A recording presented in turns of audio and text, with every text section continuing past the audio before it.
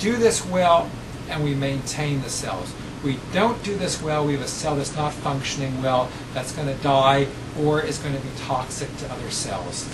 But the concept is basically get rid of the bad stuff that's in our bodies.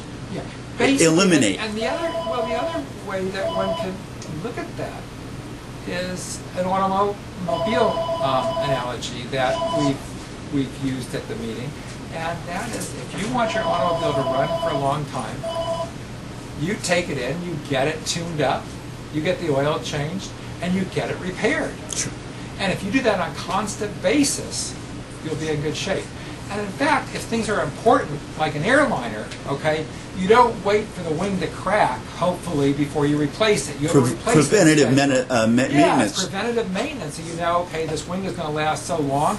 We're going to take it out this time, repair, replace it, and we're going to look at it. And what we find is that the body's already learned these tricks, and that's what the body's doing for us. Okay, you have how many researchers within these offices? I mean, the offices are expansive. I mean, unbelievable array of people. There's about a dozen of us here. How many? A dozen.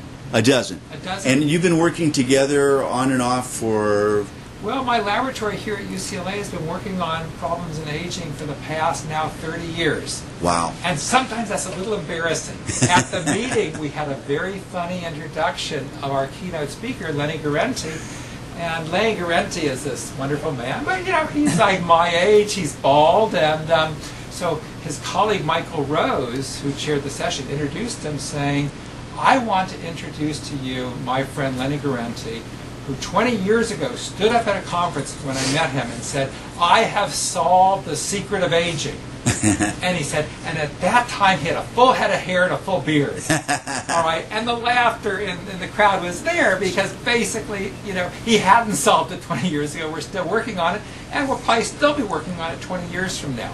But I think in the last 20 years, we've made much progress. One of the things I'm going to ask you, because you have an opinion. Scientists are pretty. It's difficult to get an opinion out of a scientist. They want facts, black and white, and so on. But one of the things that has always bothered us has been this: the conjecture regarding Dolly, and the fact that Dolly lived 7 years or something like that, and met a precipitous end.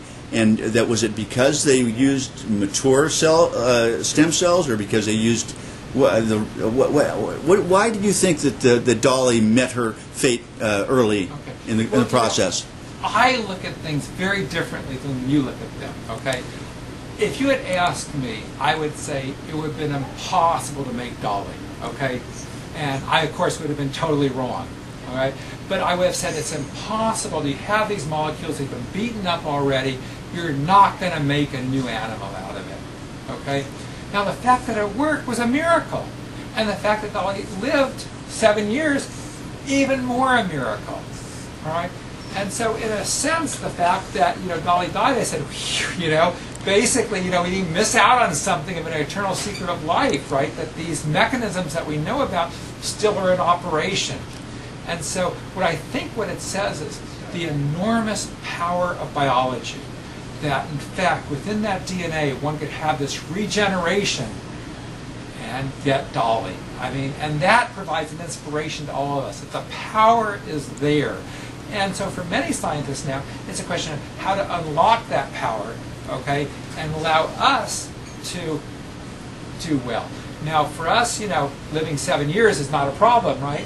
We want to do 10 times that or better, but we still have lots to learn. So now let me go back to what you're doing here. You've got a dozen researchers.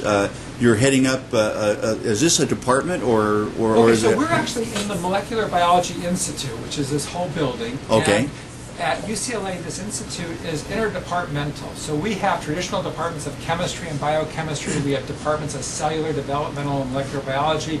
We have departments of microbiology, molecular genetics, and immunology.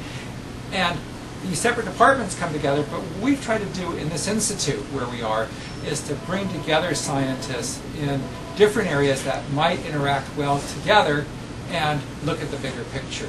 Now, and you said you've been working in this field for about 30 years, but in this department, has it grown over the last 4 or 5 years, 10 years, or has it been basically static?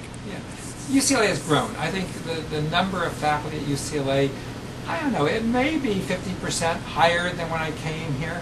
But one of the things about UCLA is that there's only a certain number of people you interact with. And so UCLA is always wanting, as other institutions, to be in the top few institutions in the country. And so what you want to do is you want to bring together the top scientific talent, and when we recruit for new faculty and students. We were going to ask you that regarding, let's say, a place like Johns Hopkins University or University of Chicago, somewhere like that, that are basically on the leading edge of all of these different technologies, and have the big pharmaceutical companies supporting them. Do you have?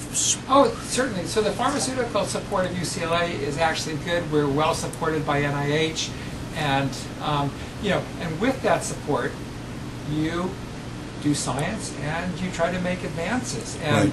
With the internet, we can keep in contact with our colleagues around the world. It's very easy to understand what others are doing, and we can make the pushes. Now, you mentioned Leonard Garante, who also we got to talk with at the last meeting. He's a wonderful man, wonderful guy.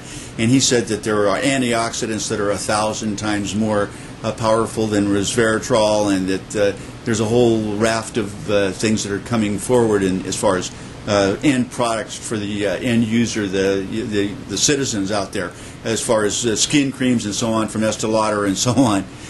So are you guys doing any of that? Are you finding any product-related growth areas? Yeah, we're interested in that, and we're in contact with people in the companies.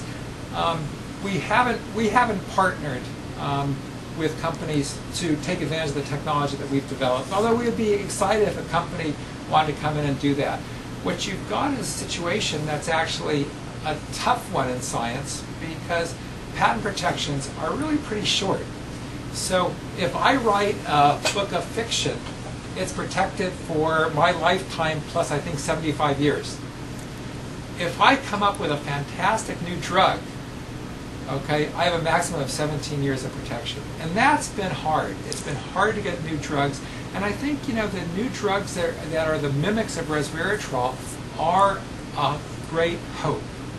But I say a great hope because I don't want people to get too excited, because people have been let down so many times. We're going to pause here for a quick break, okay. And we'll be right back with you, Dr. Clarke. Thank you so much. And we're back with Dr. Stephen Clarke in UCLA, in your microbiology department, and now we're going to just try to figure out, what's your main focus was. Aging and what? What's your process? And protein repair. So okay. We're concerned with our reactions where our proteins can be maintained in the exact health they were when they were born from the ribosome. How are you doing? I think we're doing well, because we're taking approaches now that take advantage of genomics, which is basically looking at the entire set of genes, proteomics, looking at the entire set of proteins, and what we call metabolomics, looking at the entire set of small molecules. And basically what we're doing is we're taking this jigsaw of life, and finally we've got all the pieces in the box.